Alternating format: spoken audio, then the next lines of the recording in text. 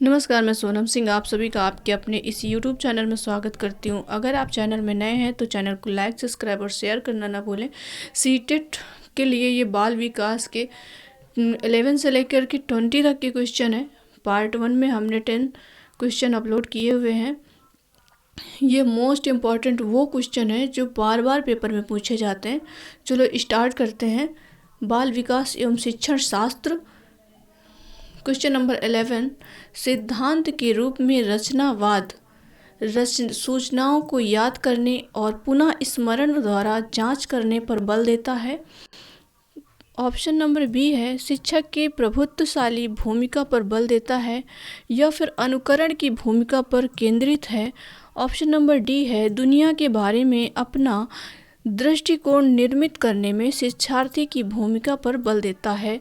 तो option number D आपका सही हो जाएगा। दुनिया के बारे में अपना दृष्टिकोण निर्मित करने में शिक्षार्थी की भूमिका पर बल देता है। क्वेश्चन नंबर 12 है सृजनात्मक शिक्षार्थी वह है जो परीक्षा में हर बार अच्छे अंक प्राप्त करने के योग्य है। या फिर बी है आपका पार्श्व चिंतन और समस्या समाधान में अच्छा है। सी कहता है ड्राइविंग और पेंटिंग में बहुत विलक्षण है। और डी कहता है कि बहुत बुद्धिमान है। तो आपका बी ऑप्शन सही हो जाएगा। पार्श्व चिंतन और समस्या समाधान में अच्छा है, वो सृजनात्मक शिक्षार्थी कहलाता है। Question number 13। अवधारणाओं का विकास मुख्य रूप से का हिस्सा है। तो अवधारणाओं का विकास मुख्य रूप से किसका हिस्सा है? तो शारीरिक विकास का हिस्सा है या फिर सामाजिक विकास का हिस्सा है या संवेगात्मक विकास का हिस्सा है या फिर बौद्धिक विकास का हिस्सा है। तो आपका ऑप्शन डी सही हो जाएगा, बौद्धिक विकास का हिस्सा है। Question number 14। व्यक्तिगत शिक्षार्थी एक दूसरे से भिन्न होते हैं विकास क्रम में या फिर विकास की सामान्य क्षमता में या फिर बुद्धि एवं विकास के सिद्धांत में या विकास की दर में। तो ऑप्शन नंबर डी आपका सही हो जाएगा, विकास की दर में। व्यक्तिगत शिक्षार्थी एक दूसरे से विकास की दर में भिन्न होते हैं।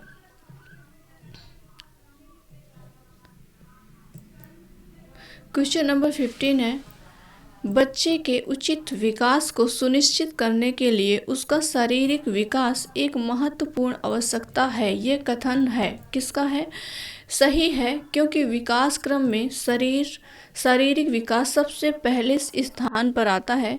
बी ऑप्शन कहता है सही है, क्योंकि शारीरिक विकास के अन्य पक्षों के साथ अंतर संबंधित है। या सी है गलत है, क्योंकि शारीरिक विकास के अन्य पक्षों को किसी भी प्रकार से प्रभावित नहीं करता।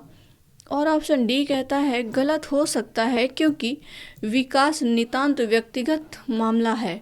तो ऑप्शन आपका बी सही हो जाएगा। सही है, क्योंकि शारीरिक विकास के अन्य पक्षों के साथ अंतर संबंधित है। Question number 16। इरफान खिलौनों को तोड़ता है और उसके पुर्जों को देखने के लिए उन्हें अलग अलग कर देता है, क्या आप करेंगे?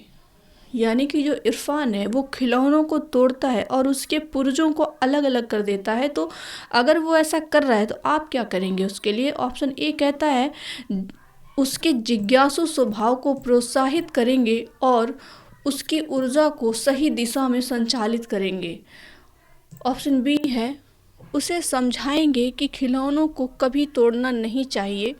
और सी कहता है इरफान को खिलौनों से कभी नहीं खेलने देंगे।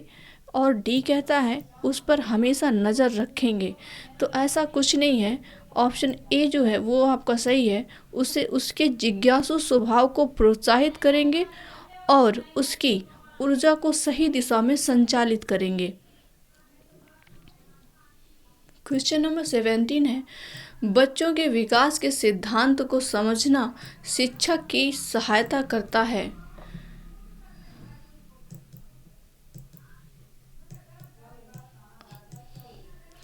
ऑप्शन ए है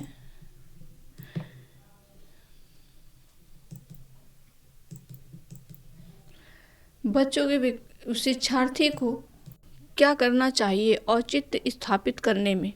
शिक्षार्थी की भिन्न अधिगम शैलियों को स्थापित प्रभावित रूप में संबोधित करने में, या फिर सी है शिक्षार्थी के सामाजिक स्तर को पहचानने में, और डी है शिक्षार्थी की आर्थिक पृष्ठभूमि को पहचानने में।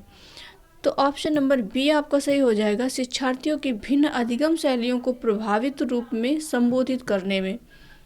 क्वेश्चन नंबर 18, प्रत्येक शिक्षार्थी स्वयं में विशिष्ट है, इसका अर्थ है कि सभी शिक्षार्थियों के लिए एक समान पाठचर्या चर्चा संभव नहीं है।